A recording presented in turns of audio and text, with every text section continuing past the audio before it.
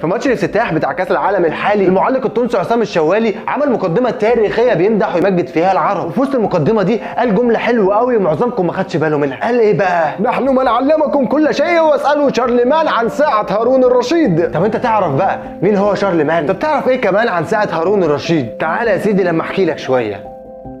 هارون الرشيد كان خليفة المسلمين في الدولة العثمانية، وشارلمان كان ملك مملكة الفرنجة وامبراطوريتهم اللي هي حاليا فرنسا. فكان شارلمان في الوقت ده بيبعت رجالته للعرب عشان يتعلموا منهم كل حاجة في بغداد، وبعد ما يخلصوا تعليم كل حاجة يرجعوا بلدهم تاني. بس وهم راجعين كان لازم هارون الرشيد يبعت معاهم هدايا كتير قوي للملك بتاعهم. وفي مرة من المرات بعت هارون الرشيد لشارلمان هدية قيمة جدا، والهدية دي كانت عبارة عن ساعة مائية مصنوعة من النحاس وطولها 4 متر. والساعة دي يا صديقي كانت بتشتغل بقوة دفع المية، ومع كل ساعة كان بينزل منها كرة نحاس بتنزل على قطعة معدنية وبتعمل صوت رنان جميل جدا. الكرة دي كانت بتقع على حسب الساعة وتوقيتها، يعني لو الساعة 1 بتنزل كرة واحدة، ولو الساعة 7 بتنزل 7 كور، ولو الساعة 12 بتنزل 12 كورة. في نفس الوقت الساعة دي كان فيها 12 باب بيخرج منهم فارس يلف حوالين الساعة ويرجع من مكان ما خرج تاني، وبرده كان بيطلع فرسان بعدد توقيت الساعة، يعني برده لو الساعة 1 بيطلع فارس واحد، ولو الساعة 7 بيطلع 7 فرسان. الساعة دي في الوقت ده يا صديقي كانت حاجة وهم كده، اختراع ما حدش يوصل له. ومن عظمة الساعة دي الملك شارلمان كان هيتجنن، هي الساعة دي مصنوعة ازاي؟ وحاول كتير ان هو يحل لغزها ويعرف شغاله ازاي، بس ما عرفش، لحد ما الرهبان بتاعه اقنعوه ان الساعه ديت ملبوسه بالجن وهم اللي بيشغلوها وبيظبطوها بالدقه دي. فهو صدق فعلا، وجه بالليل هو وجنوده وكسروا الساعه عشان يعرفوا ايه اللغز اللي فيها. وبعد ما كسروها يا صديقي ما عرفوش لا هي بتشتغل ازاي ولا عرفوا يرجعوها وتشتغل زي الاول. فجاب افضل المهندسين وامهر الصناعيه والعلماء عشان يصلحوا الساعه دي ويشغلوها زي ما كانت، ما عرفوه. ساعتها شارلمان زعل جدا جدا على الساعه، وحس بقد ايه هو صغير بالنسبه للعرب، وان ازاي هو والعلماء اللي عنده المخترعين بذكائهم ده ما قدروش يوصلوا لحاجه تافهه جدا زي الساعه دي. حتى الحاشيه بتاعته اقترحوا عليه ان هو يبعت لهارون الرشيد عشان يصلح له الساعه دي، لكن شارلمان رفض وقال لهم هقول له ايه؟ هقول له ابعت لي حد يصلح الساعه اللي انا كسرتها عشان اعرف هي شغاله ازاي، وانا وكل المهندسين والعلماء اللي عندي ما عرفناش نشغلها تاني. ولحد دلوقتي يا صديقي الساعه دي ما اشتغلتش تاني. فتخيل يا صديقي عظمه العرب زمان كانوا فين واحنا دلوقتي بقينا فين. ما تنساش الفولو واللايك عشان يوصلك كل جديد. سلام.